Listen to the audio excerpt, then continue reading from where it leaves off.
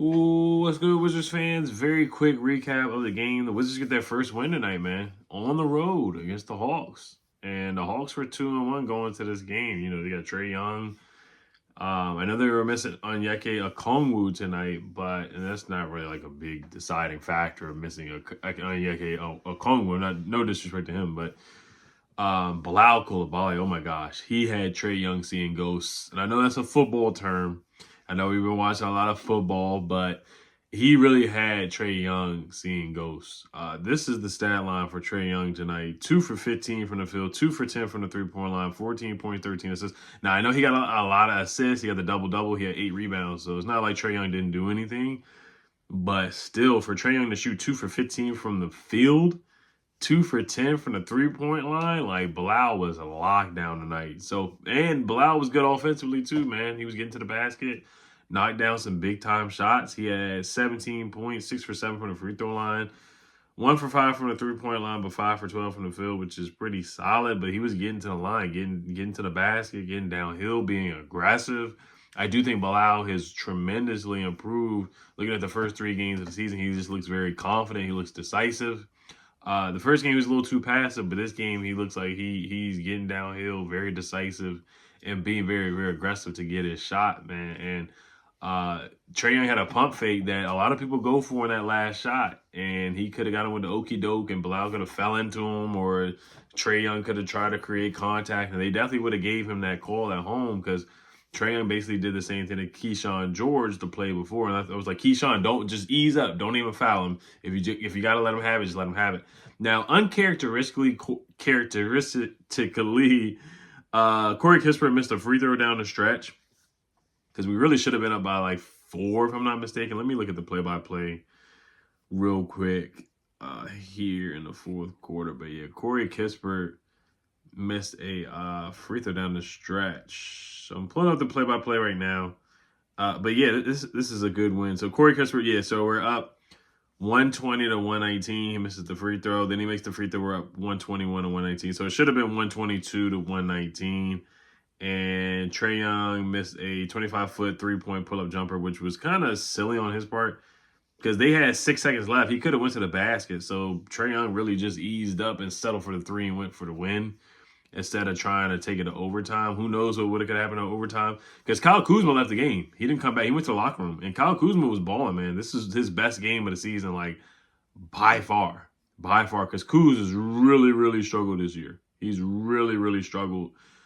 So it's good to see Kuz getting the rhythm, man. He was hitting some tough shots. He hit some heat check shots tonight, too. That's what Kuz does, those pull-up threes. Jordan Poole was pulling it up from the parking lot tonight, too.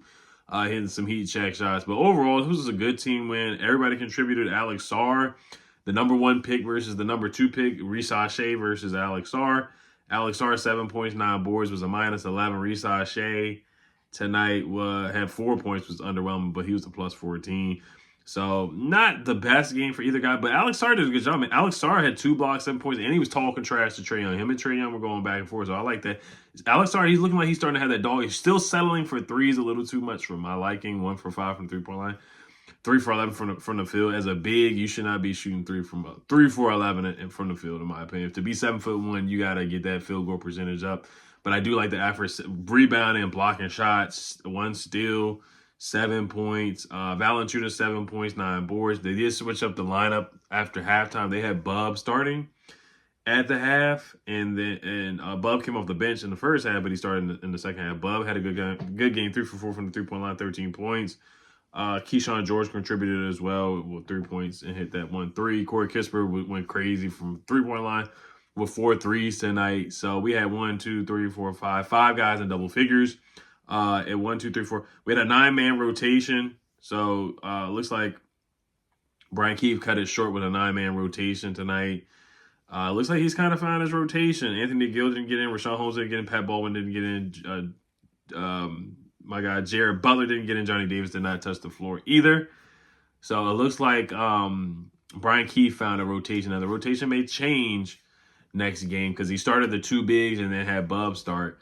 So we'll see what he does. But that big thing was, and Kyle Kuzma had 11 boards tonight too, 7 assists. So he did it all tonight. Like, he stepped up big time. To have 2 stinkers to start the season off, and to bounce back with 25 and 11 is huge for Kyle Kuzma in 40 minutes. So hopefully he's ready to play tomorrow. We'll see. I mean, not tomorrow, but the next time we play, which I believe is Wednesday. I think we play the Hawks again on Wednesday.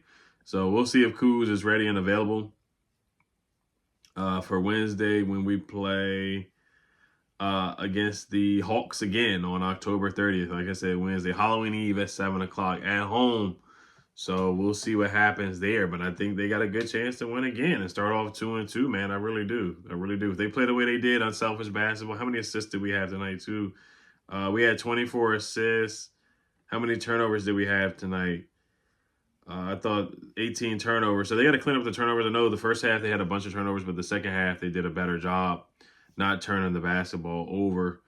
32 points in the paint. We gave up 44. Rebounds, we had 43. We out-rebounded them, too, with Capella. Like, Capella didn't have many boards. He had 4 boards. Valanciunas did a good job boarding. Sarr did a good job boarding. So the bigs that really showed up, that was a big Achilles heel last year, was rebounding, man. And Sarr and Valanciunas, man, they're holding fort now with rebounding. Same thing with Kuz with 11 boards.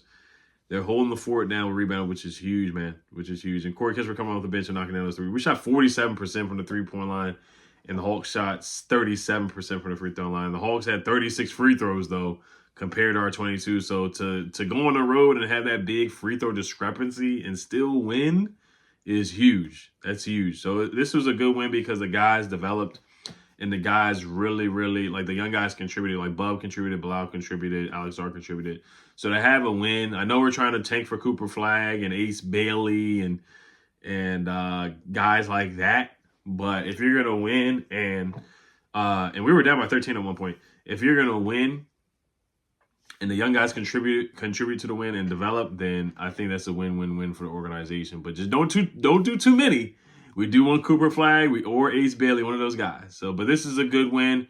Hail to the Wizards as always. Jaden Daniels, his magic must have rubbed off on the Washington Wizards getting a win on the road in Atlanta. So, once again, good all-team effort. But Jordan Poole hit a big shot. That was a big shot by Jordan Poole, too. I want to look at the play-by-play here, too, man. That was crazy. That was a crazy. He hit a shot from the parking lot. And it's good to see Jordan Poole step up and play well because, you know, he went through a lot last year. And struggled mightily at times. But, yeah, Jordan Poole hit a 26-foot three-point step-back jump shot to put it to 118 to 112. That's where I thought we really should have put them away. But it is what it is, and we got the dub. So, dub. Hail to the Wizards, as always. Peace.